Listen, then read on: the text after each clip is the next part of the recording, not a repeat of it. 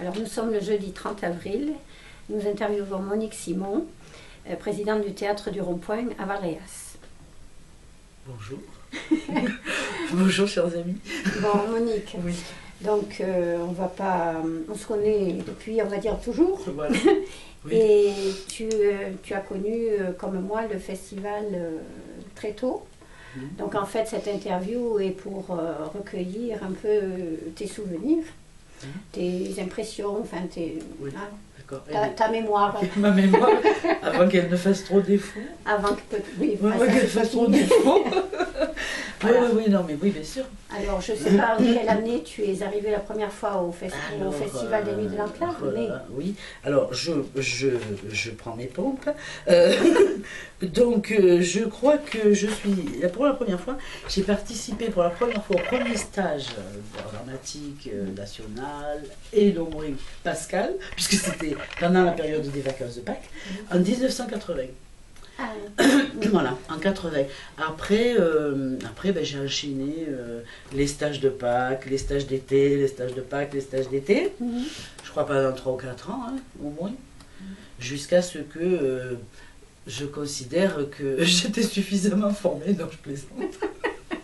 Non, jusqu'à ce qu'après, voilà, on passe un peu à autre chose, c'est-à-dire qu'on se retrouve plus en situation seulement de stagiaires, mais de participants comme comédiens amateurs dans les spectacles des nuits. Voilà. C'est bon, parce que toutes les deux, vous étiez enseignantes quand même. Et oui, parce que toutes les deux, on était enseignantes, et en plus, on avait travaillé dans les mêmes écoles, donc c'est vrai qu'on n'a rien à se cacher.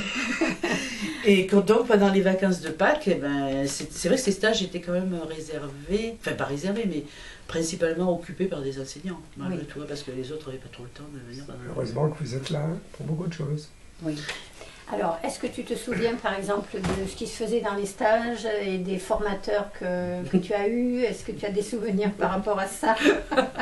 Évidemment, ça fait remonter pas mal de choses. Oui, alors, qu'est-ce qu'on faisait dans ces stages? On ne dira pas tout, on va dire simplement ce qui concerne le professionnel. C'est-à-dire que nous avions des exercices assez tôt le matin, assez tôt c'était 9h quand même, quand on se couchait tard ça faisait tôt.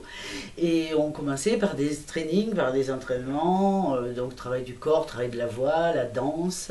On avait 3 heures de travail le matin de 9h à midi. Avec des comédiennes des festivals qui étaient aussi des animateurs de ces ateliers. Et donc, alors là, ce qui était bien quand même, moi ce que j'appréciais beaucoup à ce moment-là, c'était qu'on avait été tous au même régime, professionnels ou amateurs, stagiaires ou professionnels. On était tous à 9h pile poil devant la porte du gymnase de Marcel Pagnol où se trouvaient où se faisaient les exercices. Et René nous attendait de pied ferme parce que lui était déjà levé depuis 2 heures. Et là, il regardait qui était là, qui n'était pas là. Bon, après on avait droit aux petites notes de service quand on n'était pas arrivé à l'heure ou quand on n'était pas là. Et René disait toujours, si tu te souviens bien, un comédien c'est d'abord des jambes. C'était son premier truc. Donc il fallait bon pied, bon oeil de bon matin. Et on y allait pour les exercices, effectivement, après la voix, 1 heure de voix, 1 heure d'exercice corporel et 1 heure de danse avec Jacqueline Martin, qui là, alors là, c'est des souvenirs des danses folkloriques, les souvenirs le sont aussi, parce que Jacqueline était vraiment un personnage, ceux qui l'ont connue.